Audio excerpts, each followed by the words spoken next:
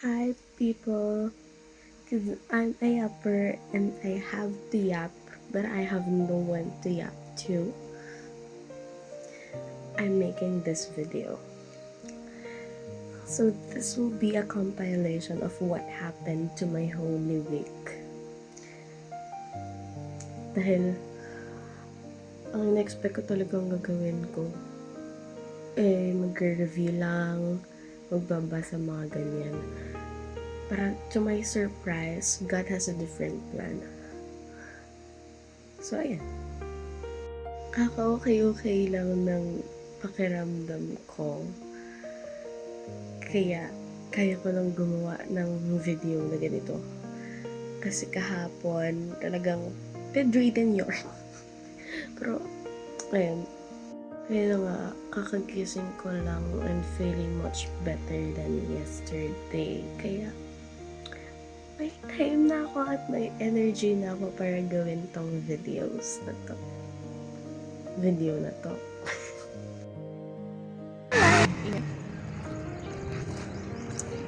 So it's Holy Thursday, everybody. And we're going to chapel to have a practice for my salmo tonight.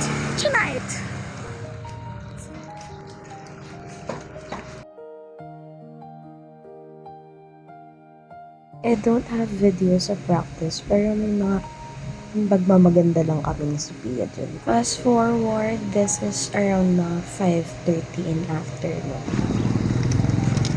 Monday, Thursday, salmista tayo for today's celebration.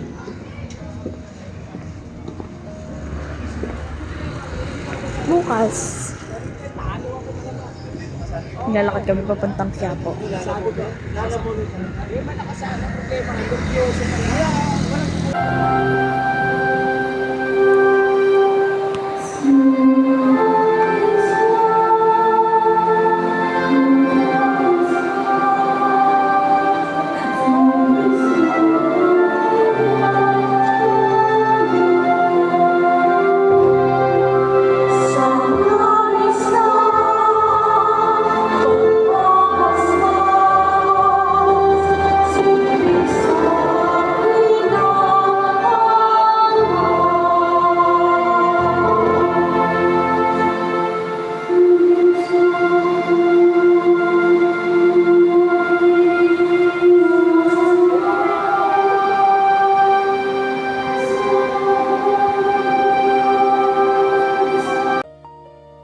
Nakaset talaga itong araw na to para mag-review ako or para tapusin ko yung lecture ko sa Wikipedia. But, look!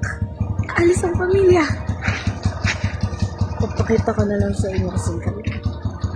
Wala ka siya!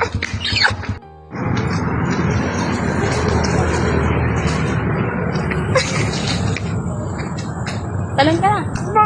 Upang ina mo! Baho! Hey!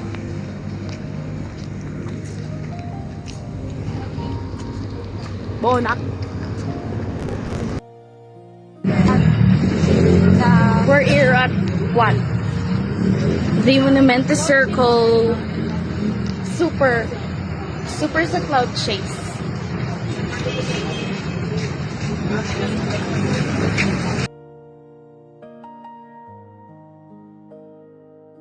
Okay. Fifth Ave.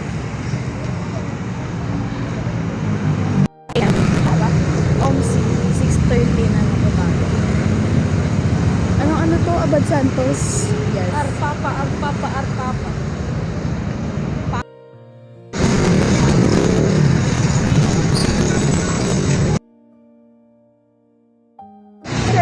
Seven kilometers. 1 kilometers. Bambang Station po. So, Bambang Street. Malapit na tayo. Organic counter, hinablot yung cellphone. Anyways. Ay, no pa. Tuhod. Ay, sigaluan natin si Gia no.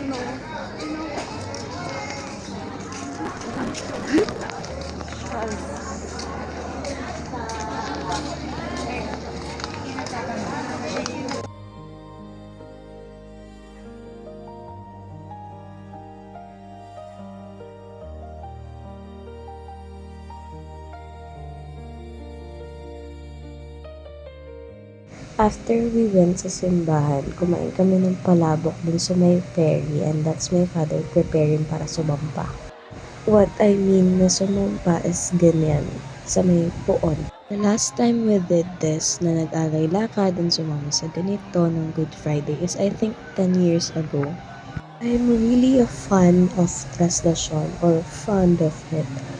Kasi sobra talagang makikita mo yung pananampalataya ng sobrang daming tao sa Poong Jesus Nazareno. And sobra siyang nakakaantig ng puso. That lagi ako sumusubaybay sa traslasyon and seeing it this live and this near is a different kind of fulfillment.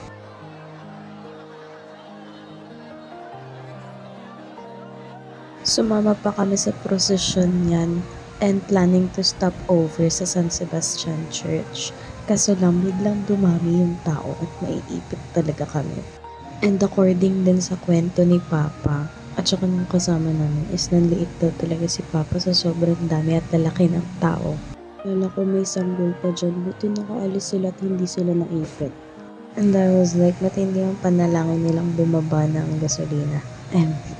But jokes aside, totoo yung nakita ko sa TikTok na nakaraan na nilagay ko sa my day ko na noticing or seeing kung gaano karami yung mga nag-aalay lakad. Matindi yung mga panalangin nila. Maraming tao matitindi yung mga panalangin only for this government to give us, less than what we deserve. So, yun na nga, ito yung sumama kami sa may prosesyon. Yun. Nakatawa ako kasi meron tumawag sa akin dyan na natatamaan si Nay. Like, excuse me, I'm not even at my 20s, tas naitawag mo sa akin. After nyan, pumila kami ng pagkahaba-haba para mag-CR sa may Jollibee. Ngayon maraming tao, mahaba din yung pila. Umuwi na kami at doon ako inatake ng acid at ng ubot sipon.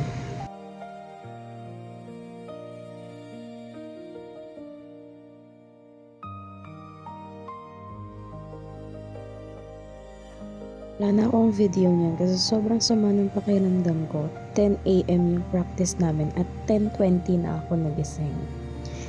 11 na ako nakarating sa practice, inaantay nila ako nakakahiya. Inisip ko pa kung paano ko itatawid yung salmo ko niyan. Wala, like sinisipon nga ni ang babae. Pero naitawid ko yan. Thank you, Lord. Hindi ko alam kung merong video sa salmo namin that Saturday. Pero kung meron man, ipopost ko naman. Kaya wala akong mailagay dito kasi wala pa nagsisend. At wala din ako malagay nung nakakatuwa kasi yung sa may Black Saturday, nakapatay lahat ng ilaw nun sa may simbahan. Tapos may mga kandila yung mga maninimba. Tapos isinasayaw nila. Ano yan siya, magdamagang pagtatanim at pagbabantay para sa muling pagkabuhay ni Kristo, which is the Easter Sunday. Kaya yung Black Saturday, somehow, tinatawag din siya na Easter Vigil. Yung mass na yun is the Easter Vigil. Taklap lang, kasi sa lahat ng nakompleto ko, like, nag-serve ako ng Monday, Thursday, nag-alay lakad ako ng Good Friday, Black Saturday, Salmocon, choir. Hindi nga lang ako nakapagsimba ng Easter Sunday. Kasi sa sobrang dami kong nagawa. Tapos kulang din sa pahinga. Talagang lumabas lahat ng ko. Like, yung ubot sipon ko talaga. Tapos, yung sleeping schedule ko pa. Hindi healthy. Pababa ng resistensya. Kaya, tinamaan talaga ako ng sakit. Sobrang fulfilling, nakatutuwa, na nagawa ko yung mga bagay na yun, na na-expose ako sa mga ganap talaga na mahal na araw. Kasi usually talaga nasa Milan kami, ganyan, or sa probinsya, nagbabakasyon. Pero ngayon, God's plan for me this year, Semana Santa, is a different, sobrang different talaga. Na talagang na-expose ako, nagpabasa pa ako. Talagang lahat. Ano ko, at ang prayer ko lang, de Semana Santa is dagat. At pasado ang midterms. Kaya ngayon, magre-review na ako. Bye!